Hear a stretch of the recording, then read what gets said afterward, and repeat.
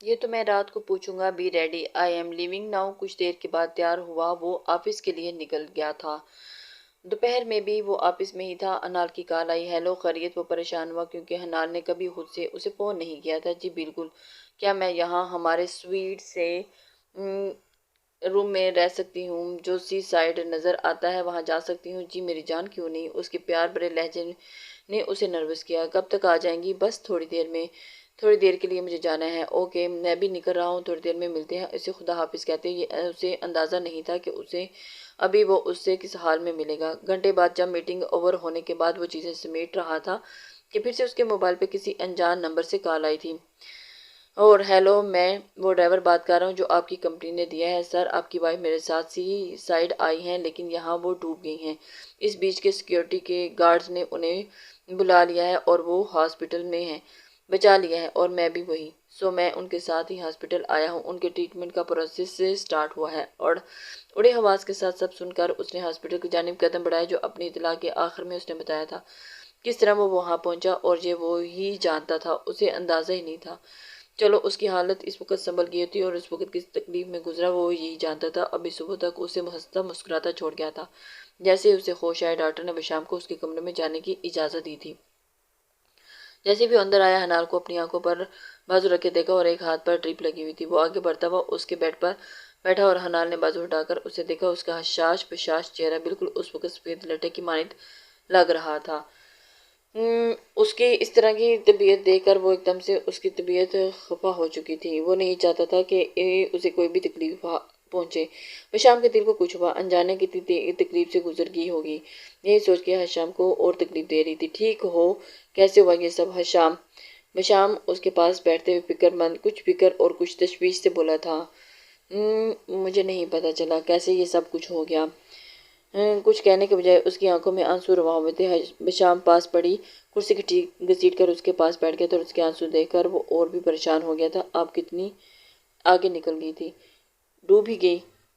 حنال please بتاؤ، میں بہت پریشان ہو رہا ہوں۔ حنال منہ پر ہاتھ رکھ کر پھوٹ پھوٹ کر اتنے میں ڈاکٹر اسے چیک کرنے آ گیا۔ پلیز اس وقت انہیں ڈسٹرب نہ کریں اور نہ ہی سٹریسفل کوئی بات کریں کیونکہ ابھی یہ شاک میں ہیں۔ اگر آپ نے انہیں کچھ بھی بتانے کے لیے فورس کیا تو یہ ان کی مینٹل کنڈیشن کے لیے ٹھیک نہیں۔ انہیں اس وقت پرسکون رہنے کی ضرورت ہے۔ ڈاکٹر کے کہنے پر وہ لب بھیج کر رہ گیا تھا۔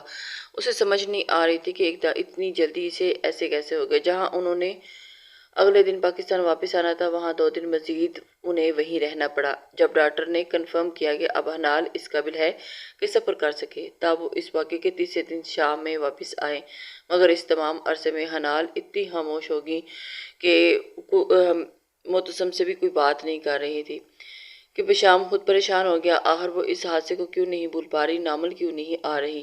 جب بھی بشام اس سے کچھ کہنے کی کوشش کرتا تو وہ رونا شروع ہو جاتی۔ آخر وہ مزید کوئی بات نہ کر پاتا۔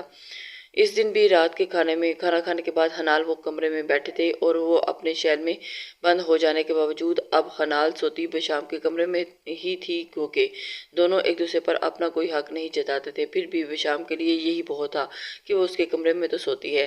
حنال اپنی کتابیں کھول کر اپنی کوئی اسائنمنٹ بنا رہی تھی۔ بشام بھی لیپ ٹاپ پر اپنے آفس کا کام کرتا گاہے بگاہے حنال کو دیکھ رہا تھا۔ کتنی خوش تھی۔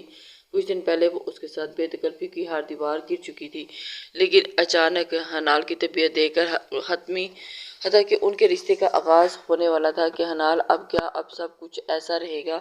بشام کی بات پر اس کا کاغذ پر چلتا ہوا ہاتھ رک گیا۔ پتہ نہیں اس کے سرد اور سنجیدہ لہجے میں اسے مزید حیران کر کے رہ گیا تھا۔ وہ کبھی بھی اس کے ساتھ اتنی روڈ نہیں ہوئی تھی۔ ایسا کیوں کر رہی ہو؟ کس بات کی سزا دے رہی ہو؟ آخر اس دن ایسا کیا ہوا کہ آپ بھول نہیں پا رہی ہو؟ نہ شیئر کرتی ہو نہ بھولتی ہو۔ یار میں تھک گیا ہوں پچھلے 3 ہفتوں سے آپ کو ایسے دیکھ کر۔ بشام نے اس کے جو کہ رائٹنگ ٹیبل کی کرسی پر بیٹھا ہوا تھا وہاں اٹھ کے اس کے سامنے بیٹھتا وہ بولا تھا۔ تھک گئے ہیں تو تنگ بھی آگے ہوں گے تو ایک کام کرے، چھوڑ دے مجھے۔ اس کی آنکھوں میں اپنی سرد آنکھیں ڈال کر وہ بولی تھی۔ کیا کہہ رہی ہو تم؟ دماغ تو ٹھیک ہے تمہارا؟ حنال اس کی بات اور تاثرات میں موجود سرد مہری دیکھ کر خوشی ششدر رہ گیا تھا۔ غصے میں اس کے سامنے بکھرے پیپرز اور کتابوں کو اس نے پرے ہٹایا اور اس کا بازو تھام کر جھٹکے سے اسے اپنے قریب کیا۔ کس بات کا بدلہ لے رہی ہیں؟ قصور کیا ہے میرا؟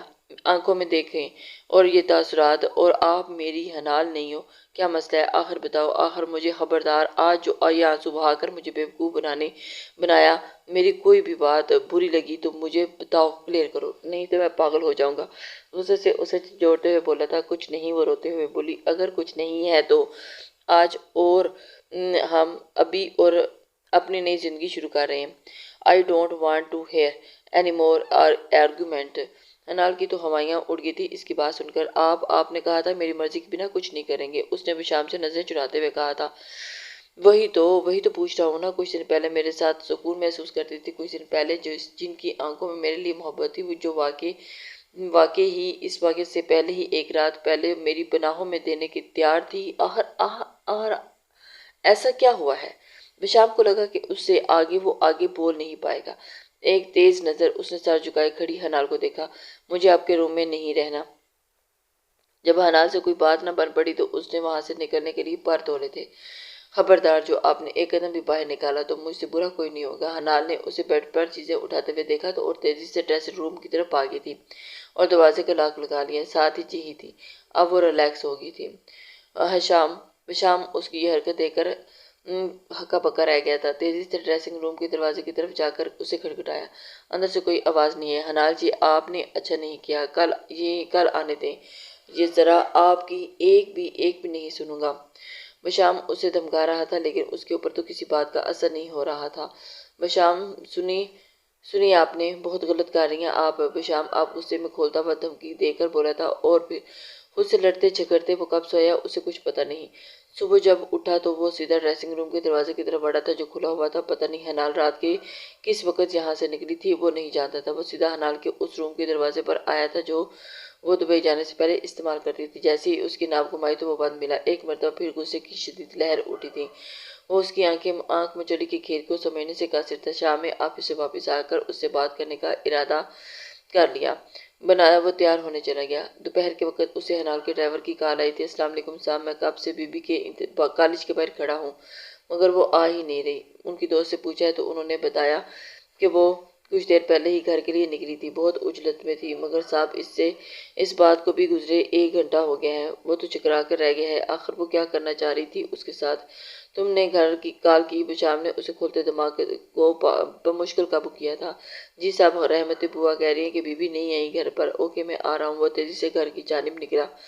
آہستہ آہستہ رات ہونا شروع ہوئی تھی مگر حنال کا کچھ اتا پتہ نہیں تھا۔ بشام پولیس کو بھی بتانا نہیں چاہ رہا تھا کیونکہ ان کے گھر والوں کو پتہ چل جانا تھا اور اسی وجہ سے پوچھے جانے والے سوالات پر حنال پر کیچڑ اچھالے جا سکتے تھے۔ ہاسپٹل میں اپنے بندوں کو بھیجا اور کوئی اطلاع نہیں آئی۔ اسی میں اگلا دن چڑھ گیا اور صبح میں چوکیدار اس کے پاس ایک خط لے کر آیا جس پر کوئی اسٹیمپ لگی ہوئی تھی۔ اس نے حیران ہوتے ہوئے لفافہ کھول کر دیکھا اور ہاتھ نکالا، جسے پڑھ کر اسے لگا کہ آسمان اور زمین گھوم گئے ہیں۔ میں جانتی ہوں آپ مجھے ڈھونڈ رہے ہوں گے، میں سب کوششیں ترک کر دیں، میں مزید اس رشتے کا بوجھ نہیں اٹھانا چاہتی، اس لیے پلیز آپ مجھے چھوڑ دیں۔ زبردستی کا تعلق تھا اور ویسے بھی میں جانتی ہوں کہ خون بہا میں آئی ہوئی لڑکی کو طلاق نہیں دی جاتی، لہٰذا آپ کی زندگی سے نکلنے کے لیے میں نے یہ راستہ اختیار کیا۔ مجھے اپنی زندگی جینی ہے، اس لیے میں آپ سے سب تعلق ختم کر کے جا رہی ہوں۔ کہاں یہ میں نہیں بتا سکتی، اس لیے آپ مجھے ڈھونڈنے کی کوشش بھی مت کیجیے، مجھے ٹریس کرنے کی کوشش نہ کیجیے گا۔ وہ موبائل جو آپ نے دیا تھا اس کی سم میں توڑ چکی ہوں، چاہیں تو اپنی نئی زندگی شروع کر لیجیے گا، آپ کبھی بھی میری منزل نہیں ہے تھے۔ حنال وہ بے یقینی سے ہی یہ تحریر پڑھ رہا تھا۔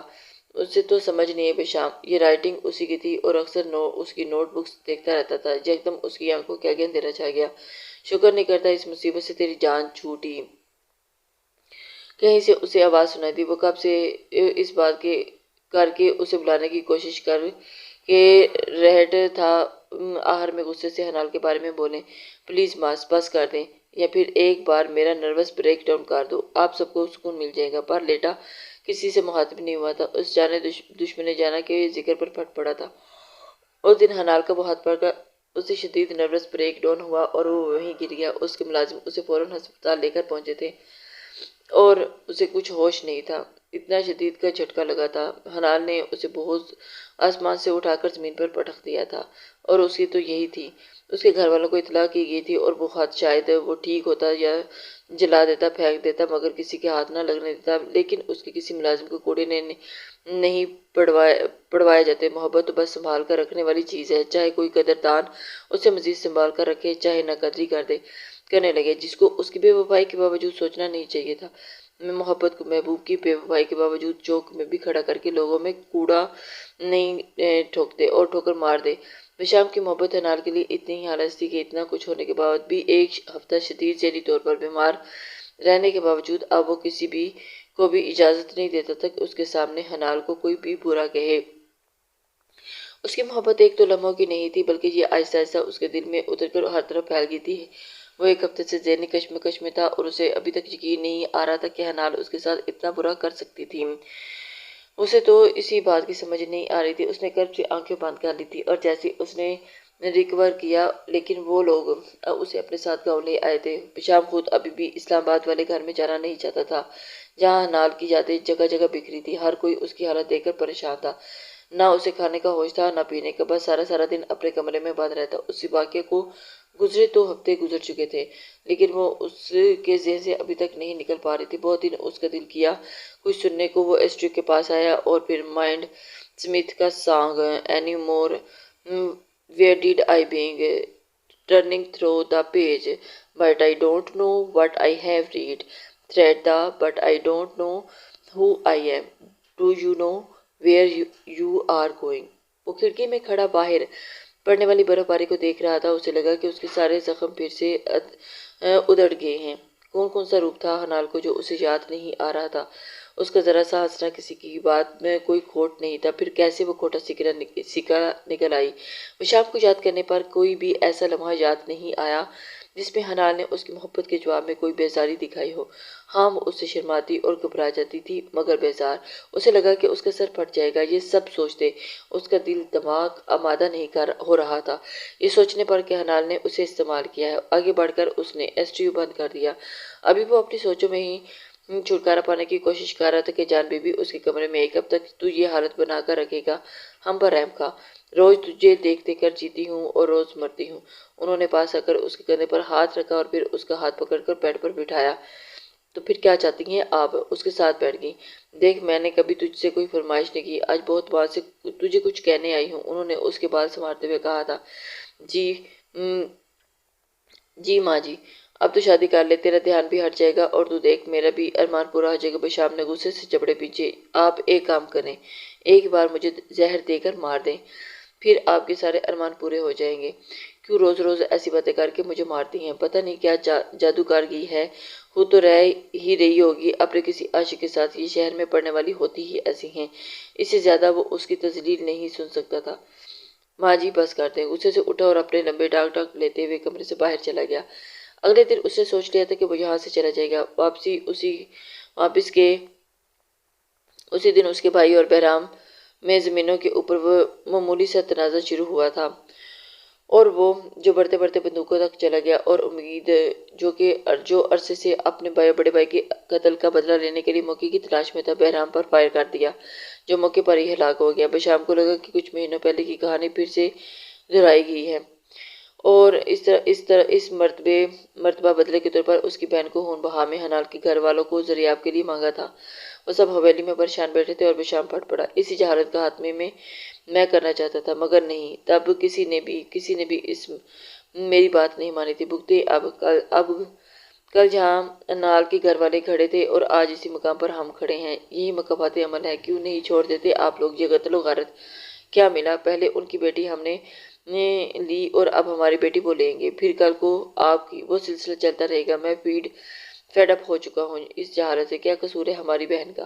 مگر وہ بھیٹ چڑھے گی۔ اس کی گرجدار آواز آج تک کسی نے نہیں سنی تھی، مگر آج وہ پوری حویلی میں صرف اسی کی آواز گونج رہی تھی۔ بھیٹ تو کوئی اور بھی چڑھ گیا ہے میرے غرور کی، اور اس طرح کی میں تم سے نگاہیں ملا سکوں گا تمہاری ساری زندگی۔ مجھے معاف کر دو۔ غرور واقعی انسان کو اندھا کر دیتا ہے۔ آج میرے جگر کے گوشے پر یہ حالت ہو چکی ہے کہ ہاتھ پڑا ہے تو کسی اور کے درد کا احساس بہت شدت سے ہوا ہے۔ میرے سے بہت بڑی غلطی، بلکہ بڑا گناہ ہو گیا ہے۔ بشام ان کی آنکھیں سمیٹنے سے قاصر تھا۔ کیا کہہ رہے ہیں آپ؟ مجھ سے مجھے کچھ سمجھ میں نہیں آ رہا، تمہاری بیوی چھوڑ کر نہیں گئی بلکہ میں نے اسے اغوا کیا۔ بشام بے یقینی سے اس کی جانب دیکھ رہا تھا، تو وہ سوچ بھی نہیں سکتا تھا کہ اس کا باپ اس قدر ظالم ہو سکتا ہے،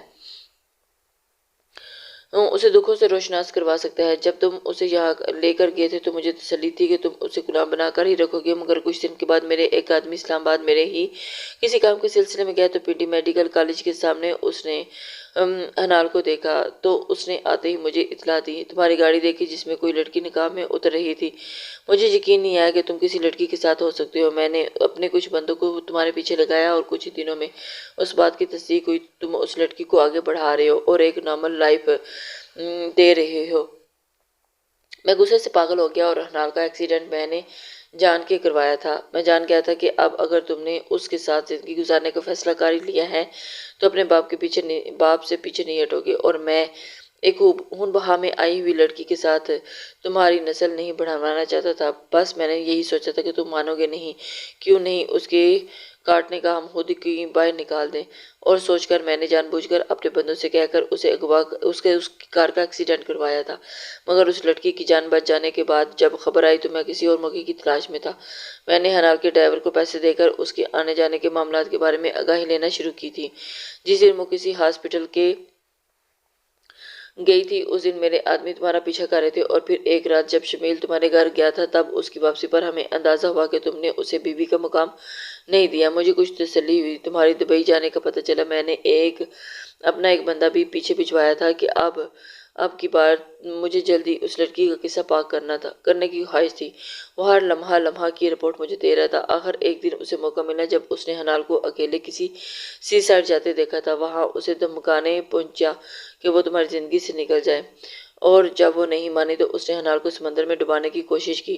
وہاں بھی قسمت خراب دیکھ کر اس نے اس کا نمبر حاصل کیا اور دن رات اسے دھمکاتا رہا کہ وہ تمہاری زندگی سے نکل جائے، نہیں تو میں اسے مروا دوں گا، مگر کوئی پیش رفت نہ دیکھ کر اس دن جب وہ کالج گئی تو اس کو وہیں سے اس نے اغوا کروا لیا۔ میرا ایک بندہ اس کے پیچھے تھا، اس کے پاس گیا اور تمہارا ایکسیڈنٹ کا کہہ کر اسے اغوا کروا لیا۔ پھر میں نے اس کو کہا کہ وہ ایک ہاتھ تمہارے لیے لکھے، جس حد تک تمہیں خود سے بدگمان کر سکتی ہے کہ کرے، میں تو اسے اپنا نقصان پہنچاؤں گا۔ میں اتنا اندھا ہو گیا تھا کہ سوچنے سمجھنے سے محروم ہو گیا، اور اپنی اولاد کے لیے کیا الفاظ استعمال کر رہا ہوں، اور تمہاری زندگی کے لیے اس نے وہ خط لکھا۔ میں جانتا ہوں میں معافی کے قابل نہیں ہوں، پھر بھی مجھے معاف کر دینا۔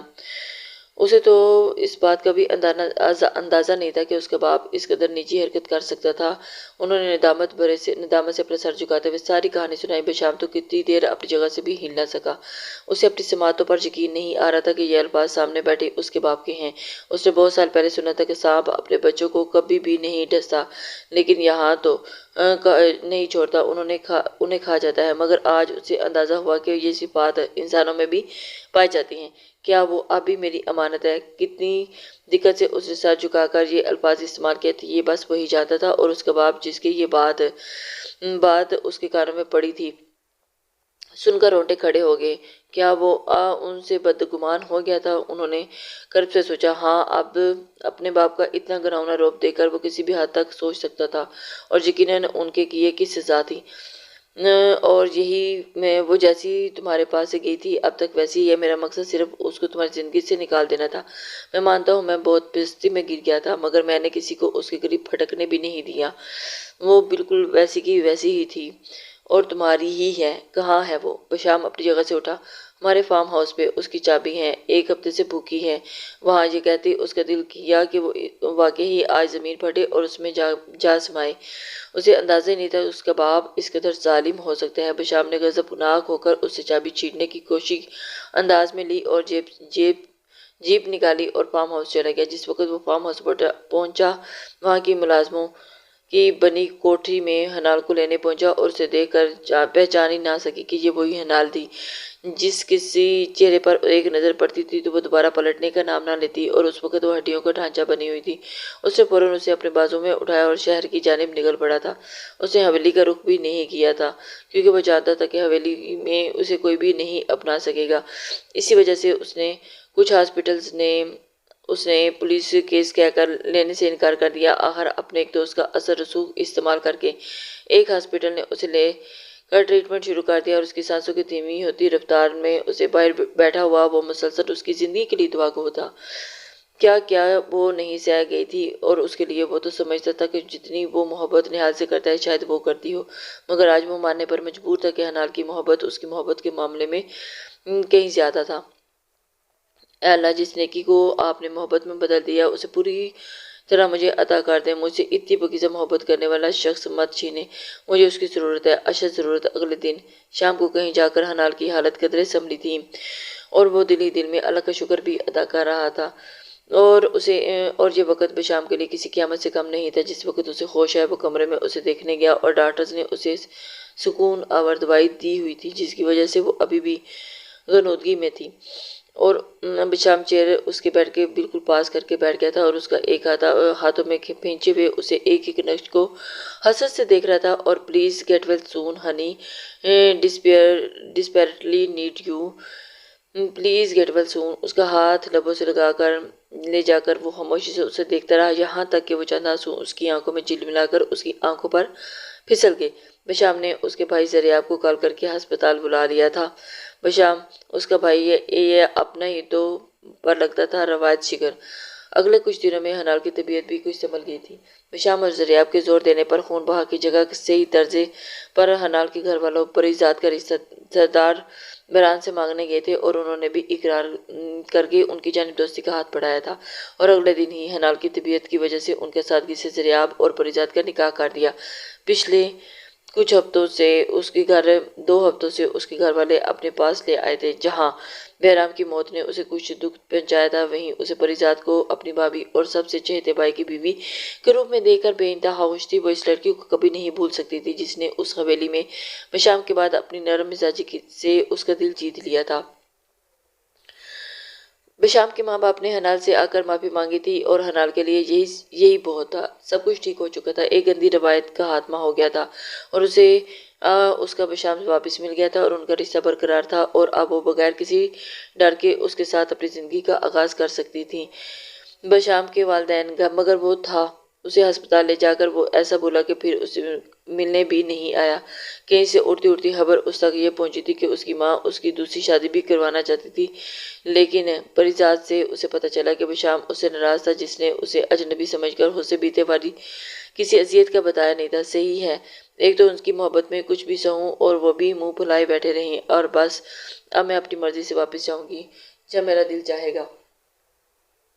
پریزاد جو اس کا جواب سن کر سر تھام کر بیٹھ گئی تھی، اب جو کرنا تھا اسی نہیں کرنا تھا۔ اگلے دن دھوپ بہت اچھی نکلی تھی اور پریزاد نے قریب کی وادی میں گھومنے کا پروگرام بنایا۔ نہال بھی بہت دنوں سے گھر سے باہر نہیں نکلی تھی۔ پریزاد، زریاب اور نہال گھومنے نکل آئے اور دونوں باتیں کرتے کرتے آگے جا رہی تھی کہ یکدم گھوڑے کے ٹاپوں کی آواز گونجی تھی، اور جو ہی انہوں نے مڑ کر دیکھا تو سفید گھوڑے پر سفید شلوار قمیض پر کالی گرم چادر لیے شام کسی ریاست کے شہزادے سے کم نہیں لگ رہا تھا۔ نہال دھڑکتے دل کے ساتھ اسے اپنی جانب آتا دیکھ رہی تھی، اور کتنے دنوں کے بعد اسے دیکھا نہال کو ایسا لگا کہ ہر منظر دھندلا گیا ہے اور اسے بس وہی نظر آ رہا ہے۔ ان کے پاس آ کر اس کی جانب ایک بھی نگاہ ڈالے بنا وہ زریاب اور پریزاد سے ملا تھا۔ بے اختیاری پریزاد نہال کے گلے لگی تھی، اور آہستہ سے اسے احساس ہوا خوبصورت رشتوں اور لوگوں کو اپنے نام نہاد انا کے سپرد نہیں کرتے۔ سب بھول کر میرے بھائی کی جانب قدم بڑھاؤ، کیونکہ آج کا پروگرام اسی نے طے کیا تھا اور اب وہ تمہیں اپنے ساتھ لے جانا چاہتا ہے۔ پریزاد یہ کہہ کر پیچھے ہٹی تھی، اور نہال پریزاد کی طرف دیکھ کے رہ گئی۔ زریاب نے بھی اسے پیار دے کر جیسے آج صحیح معنوں میں رخصت کیا تھا۔ وہ دونوں انہیں چھوڑ کر واپس چلے گئے تھے۔ نہال دھندلائی آنکھوں سمیت انہیں دیکھ رہی تھی۔ ایک ہاتھ میں انہوں نے دھیرے سے اسے اپنے حصار میں لیا تھا۔ نہال نے چونک کر اس کی جانب دیکھا۔ چلیں اب ہم بھی۔ اس نے گردن موڑ کر نہال کی آنکھوں میں دیکھتے ہوئے کہا تھا، آپ خفا تو تھے، مجھ سے کتنا انتظار کیا میں نے آپ کا۔ خفا تھے تو منا بھی لیتی۔ اس نے شکوہ کرتے ہوئے اس کا بازو اپنے کندھے سے ہٹایا تھا۔ کچھ مصروفیت تھی۔ نہال نے حیران ہو کر اس کی بات سنی۔ اتنی مصروفیات کہ میں تک یاد نہیں رہی۔ آپ کو یاد کیوں کرتا جبکہ آپ کو ہر لمحہ میرے ساتھ ہوتی ہیں؟ آپ کو ایک سرپرائز دکھانا تھا اور بہت سے شکوے بھی کرنے ہیں آپ سے۔ یہ کہتے ہی دوبارہ گھوڑے پہ بیٹھا اور آہستہ کے ساتھ ہی ہاتھ بڑھا کر نہال کو بھی اپنے آگے بٹھا کر اپنے حصار میں لیتا ہوا ایک جانب گھوڑے کو دوڑانے لگا تھا، اور سرپرائز بھی اسی کو دکھائیں جس سے دوسری شادی کرنے چلے تھے۔ نہال نے बात पर अपना कहकर रोक न पाया था। वो असल नाराजगी इस बात की थी, कहते साथ ही बेशाम ने उसकी गालों को प्यार से छुआ था। कोई जरूरत नहीं है ये सब करने की, उसने गुस्से से हाथ की पूंछ से अपने गाल रगड़ कर जैसे उसके लम्स मिटाने की कोशिश की। बेशाम उसकी हरकत पे मुस्कुराया था। कुछ देर के बाद वो अपनी जगह पहुंचे जहां वो दरख्तों में गिरा निहायत ही खूबसूरत सा घर था, बिल्कुल सफेद, जो दूर से इतनी हरियाली में चमक रहा था। उसे वो पेंटिंग याद आई जो उसने बेशाम के दोस्त सिकंदर के घर में देखी थी, जब वो दोनों उनके घर के घर दावत पर गए थे। उसकी नज़रें कितनी देर तक उस पेंटिंग से हट नहीं सकी थी। उसे वो पेंटिंग बहुत पसंद आई थी। वो नहीं जानती थी कि बेशाम ने उसकी नज़रों को उस पेंटिंग पर जमे देख लिया था। आपकी मोहब्बत के शिया निशान कोई बेहतरीन तोहफा समझ नहीं आ रहा था। पिछले दिनों अचानक यहाँ आने का इत्तेफाक हुआ तो ये घर नज़र आया था। मुझे भी वो पेंटिंग याद आई जो आपको सिकंदर के घर अच्छी लगी थी। इत्तेफाक से उसका मालिक ये घर बेच रहा था और मैंने खरीद लिया। पिछले दिनों उसी को कुछ ठीक करवा रहा था ताकि आपको लेकर सीधा यहीं आऊं, बस इसीलिए आपके पास नहीं आ सका। मैं शाम के घोड़े से उतरते और उसे उतार कर घर की जाने बढ़ते देखा और उसकी रवश फूलों पर भरी हुई थी। डबल स्टोरी ये छोटा सा मगर बेहद खूबसूरत घर हनाल को बहुत अच्छा लगा था। ये घर मैंने आपके नाम कर दिया है। जब वो दोनों मास्टर बेडरूम में आए तो उसने हनाल से कहा कि वो मुड़कर उसके साथ लगती उसकी मोहब्बतों पर आंसू बहाने लगी थी। मुझे सिर्फ एक बात का दुख हमेशा रहेगा कि मेरी मोहब्बत आपका एतमाद नहीं जीत सकी। बेशाम ने आप पर क्या गुजर रही है, आपको धमका कौन रहा है, आपने एक मरतबा भी मुझे बताना जरूरी नहीं समझा। उसने हनाल का चेहरा अपने सामने करते हुए उसके आंसू साफ करते हुए उसे बावर करवाया। मुझे आपकी ज़िंदगी चाहिए थी हनाल, ज़िंदगी और मौत तो अल्लाह के हाथ में है, कोई ना कोई कुछ नहीं कर सकता। खैर आप मुझसे वादा करें आइंदा हमें कुछ भी छुपा नहीं रहेगा। हर बात आप मुझसे शेयर करनी है, चाहे वो कुछ कैसी भी बात क्यों ना हो। उसकी हनाल उसके आंखों के सामने अपनी जज्बा लुटाती हुई आंखें डालते हुए कहा था, आई प्रॉमिस। हनाल की बात पर उसने बेइख्तियार उसकी पेशानी पर लब रख दी और हनाल को लगा कि उसके अंदर तक सुकून सरायत कर गया है। मुझे यकीन ही नहीं हो रहा क्या मेरे पास है लड़की, मुझे यकीन दिलाओ। बेशाम ने पीछे से होते शरारत से उसे देखा था। हनान ने मुस्कुरा कर कहा और उसका हाथ उसके चेहरे से हटाकर उसके हाथ में थामा और होंठों की जानिब लगी। वो यही समझा था कि हनाल उसके हाथ पे हाथ रखे हुए उसे यकीन दिलाने की कोशिश कर रही है, लेकिन नहीं, उसने तो उसके बोसा देगी। मगर जब उसने उसके हाथ की पुश्त पे जोर से काटा तो वो राह कर रह गया। अब यकीन आ गया शरारत से अपनी हंसी रोकते हुए वो बोली और मुड़ने लगी कि बेशाम ने पीछे से बाजू में जकड़कर उसे अपने साथ लगा लिया था।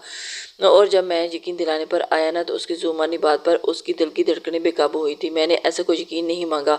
वो तेजी से बोली, मगर मुझे तो दिलाना है। वो उसका आँच देता हुआ लहजा उसे बावर करवा चुका था तो उसके हाथ पांव फुलाने के लिए काफ़ी था। अच्छा बेशाम प्लीज़ सुने। इससे पहले कि बेशाम उस पर हावी होता हनाल को कुछ याद आया। मैंने कुछ पूछना है आपसे। वो प्लीज़ प्लीज़ हनी प्लीज़, मुझे कुछ नहीं पूछा जा सकता। बेशाम उसका उससे तो हटाना बहुत बदमज़ा कर गया था। बस एक बात, आपने एक दफ़ा मुझे लिपस्टिक रिमूव करने का कहा था, याद है जब मैंने आपके ऑफिस में। बेशाम कैसे भूल सकता था। इतना डिस्टर्ब हनाल की मौजूदगी में वो कभी भी नहीं हुआ था जितना वो उस रात हुआ था। बेशाम वो दिन याद करके ज़रेला मुस्कुराया था, फिर अपनी शरारती आंखों से उसके चेहरे पर टिकाई। यार मैं उस वक्त कोई लड़ाई अफोर्ड नहीं कर सकता, सो फिर कभी बताऊंगा। नहीं नहीं ना अभी बताया। बेशाम की बात पूरी नहीं हुई थी कि हनाल उसकी बात काट कर इजाजत से बोली थी, तो फिर डियर ये सब ट्विस्ट हमारे बीच ना आते जो इसी रात चाहे ज़बरदस्ती से ही आप अपना हक जता चुका होता। I can't forget your appealing lips. Besham उसके इतने बेबाक जवाब के ने उसकी धड़कनों की रफ्तार बढ़ा दी थी। ओह बेशाम आप क्या क्या सोचते हैं, हनाल ने हैरत से पूछा। अगर मैं आपको अभी बता दूं तो आपकी मोहब्बत में दिल में बर्जमान होने के बाद आप कब कब और कैसे कैसे अपील करती थी, तो आई बीट आज लड़ाई पकी है। लेकिन मैं मज़ीद किसी कोई और इसका मुतहम्मिल नहीं हो सकता। Make to mind as soon as possible. उसका एक एक अंदाज हनाल को खुद में समेटने पर मजबूर कर रहा था। अच्छा ये बताएं हनीमून का आगाज़ यहीं से करें या दुबई? ऐसा करते हैं 2 दिन का हनीमून यहाँ ही करके आपके साथ ही वैसे इंजॉय करना चाहता हूँ जैसे असल में मज़ीद मैरिड कपल इंजॉय कर रहे हैं। बेशाम के खतरनाक इरादों से बचने अब उसे मुश्किल लग रहा था। और मेरी पढ़ाई, उसने तो हाई दी थी। पढ़ाई अभी तो सिर्फ मुझे पढ़े।